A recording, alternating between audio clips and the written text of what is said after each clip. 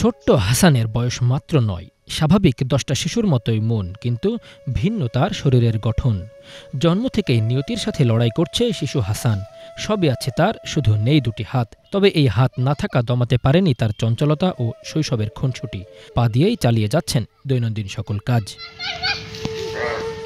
হাত না থাকলেও দুই পা দিয়ে চলাফেরা ও বাকি সব কাজ ছাড়ে হাসান। পরিবারটি একেবারে দরিদ্র হওয়ায় খেয়ে না খেয়ে দিন কাটছে তাদের। কোনোরকম খেয়ে পড়ে দিন কাটানো হাসানের চোখে রয়েছে অনেক স্বপ্ন।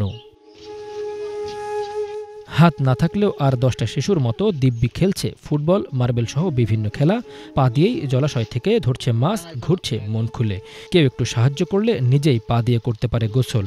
আর তার পা দিয়ে ভাত খাওয়ার দৃশ্য দেখে আপ্লুত হবেন যে কেউই। কোনো কাজে যদি হাসান আটকে যায় তাহলে সাহায্যের হাত বাড়িয়ে দেয় তার মা।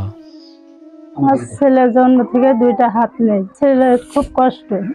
সব ছেলেপেলে সুন্দরভাবে খেলাধুলা করতে পারে, আমার ছেলে খেলাধুলা করতে পারে না।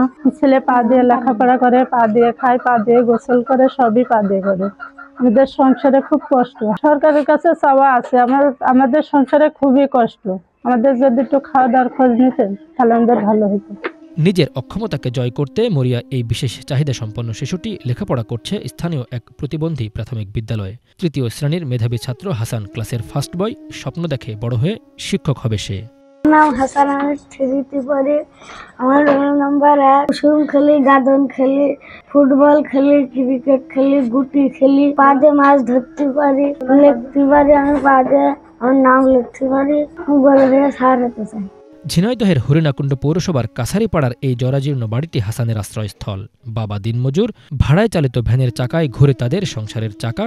নুন আনতে পান্তা ফুরানো পরিবারটির পাশে দাঁড়ানোর আহ্বান স্থানীয়দের। আমি হাসানের আব্বা। আমি একটা ডায়াবেটিসের রোগী। আমি নিজে চলতে পারিনি, কিছু খেতে পারি না, চলাফেরা একেবারে করতে পারিনি। হাসান হলো আমার 3টে সন্তান, তাতে 3টে সন্তানের মধ্যে সে মেজে। তার জন্মের থেকে এরকম। সে হলো যদি একদিন আমার সাথে না যায়, আমাকে ভাত তার ওঠে না। আজ 2 দিন না খাওয়ার অবস্থা।